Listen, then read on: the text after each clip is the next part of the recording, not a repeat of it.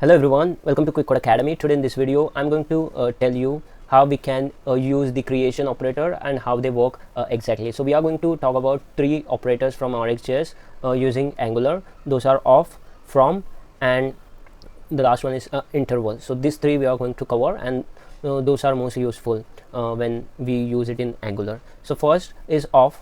Accept the list of the values and it emits those values. Basically these things help us to create the observables. So here this is the list of value which this observable is gonna emit over time.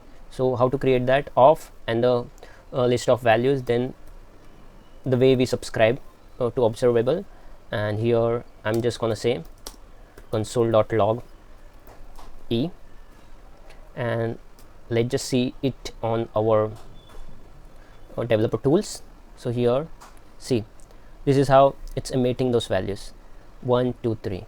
Now let's suppose if we want to convert array into observable. So in that case this of won't work. In that case we will have to use from. So here I will just mention from, and we have to import it from RxJs. So here we have added, and then since it will not accept this list, so we will use array.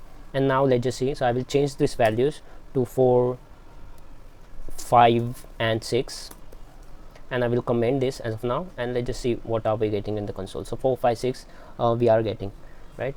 So now let's just say if I want to emit the values after a specific interval, so for that as well we have one observable, so which will emit the incremental values, right? So I will mention interval that I'm going to import, and here we just have to specify the time. So I will just mention 2 seconds as of now, and we will subscribe to it.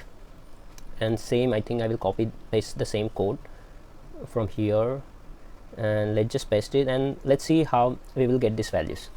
Okay, so after 2 seconds it will give us the incremental values starting from 0 1 2 3 4 5. Okay, and it will keep on emitting those values.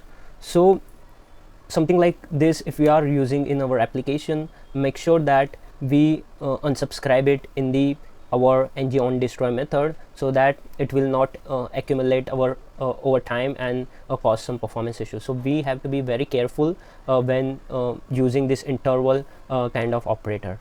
So this the quick summary is, if we have to use the list, then in that case we can use a comma separated value. If we want to use it using from, then here we can provide the array, and if we are using interval, it will provide us the incremental value over time after specific interval. So when these things are helpful, so when we have to do mock integration of APIs and we want the output return should be as observable, so at that time these are some of the methods that RxJs provides, which will help us for the mock integration of the APIs. So that was just a quick summary. So there are more operators of RxJs, but these are some of the most frequently used operator that we have covered in this video.